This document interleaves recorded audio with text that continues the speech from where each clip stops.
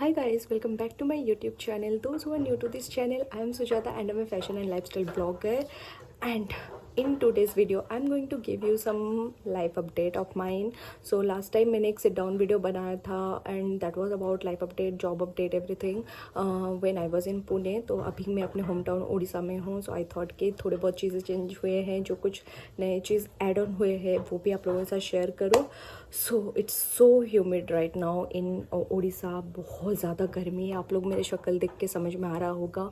मैं कुछ भी करूँगी तो कुछ भी करूँ, फ़ैन ऑन नहीं कर सकती बिकॉज आई हैव टू ये वीडियो रिकॉर्ड करनी है एंड ऑल. एंड इस वाले रूम में एसी नहीं है. So okay, we will bear with that. But video बनाना ज़्यादा इंपॉर्टेंट है. So let's start with it. Guys sorry, I couldn't bear the गर्मी एंड मुझे वीडियो को हाफ में कट करना पड़ा, जो कि मैं हमेशा ट्राई करती हूँ एक ही गो में वीडियो बना लूँगी, बट नहीं हो पाता है बिकॉज मेरे वीडियोस कभी स्क्रिप्टेड होते ही नहीं है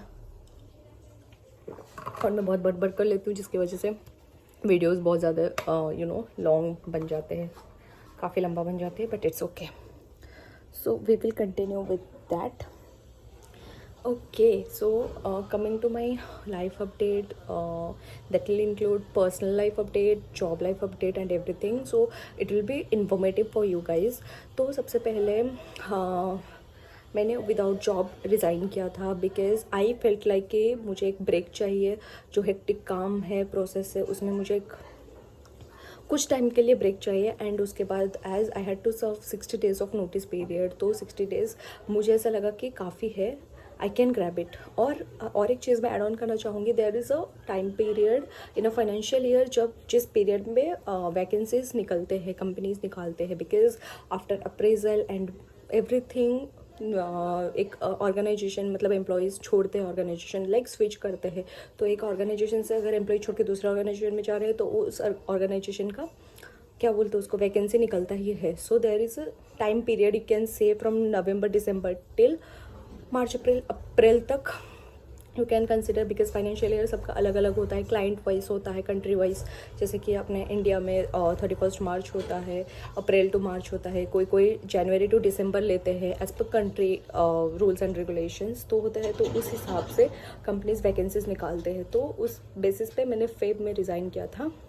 and I was like okay 60 days may be enough है, may not be enough, I was not sure, but I resigned. And resign करने के बाद I updated everything on LinkedIn, Naukri. And उसके बाद से मुझे थोड़े थोड़े कॉल्स आने चालू हो गए बिकॉज मैंने उधर अपना नोटिस पीरियड अपडेट कर दिया था. सो आई एम नॉट सेइंग कि हर कोई ऐसा मतलब स्टेप लो, बट अगर आपके पास बैकअप है एंड एवरीथिंग, आप सोच पा रहे हो कि आप दूसरा जॉब क्रैप कर सकते हो, आपके पास उतना नॉलेज है एंड ऑल. सो मुझे ऐसा लगता है कि रिस्क लेने में कोई प्रॉब्लम नहीं है. तो I did that. And at the end of like जब मेरा नोटिस पीरियड ख़त्म होने के जस्ट कुछ ही दिन पहले मेरा ऑफर लेटर इशू हुआ था. ओके, सो एक और चीज़ मैं ऐड ऑन करना चाहूँगी. जितने सारे सर्विस बेस्ड कंपनीज है, प्रोडक्ट बेस्ड कंपनी है, कुछ भी कंपनीज हो, वो लोग थोड़ा टाइम लेते हैं. अगर आपको सिलेक्शन प्रोसीजर में आपको येस बोला गया है दैट यू आर सिलेक्टेड, तो यू आर सिलेक्टेड.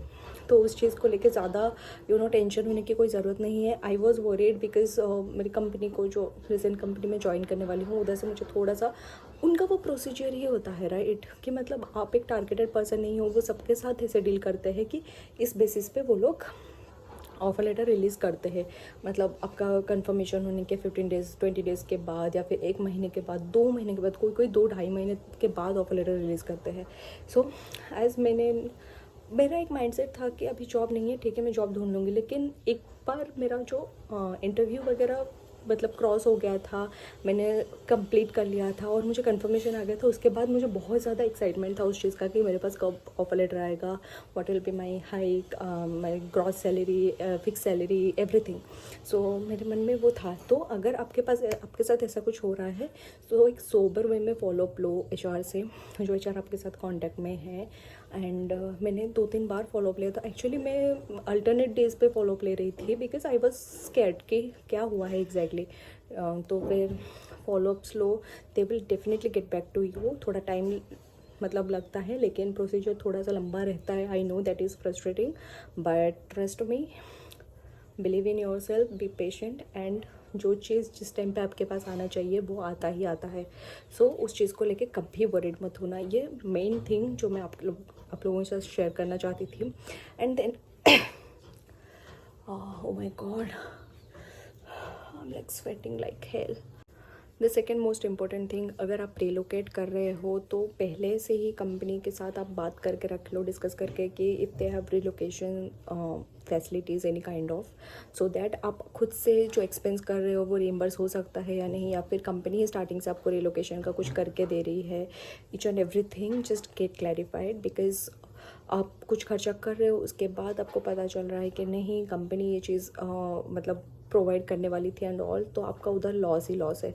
सो सबसे पहले get clarification from the company if they are providing any sort of, जैसे कि ट्रांसपोर्टेशन चार्जेस आपका रिम्बर्स हो रहा है क्या, फ्लाइट का है या ट्रेन का है, कुछ भी है.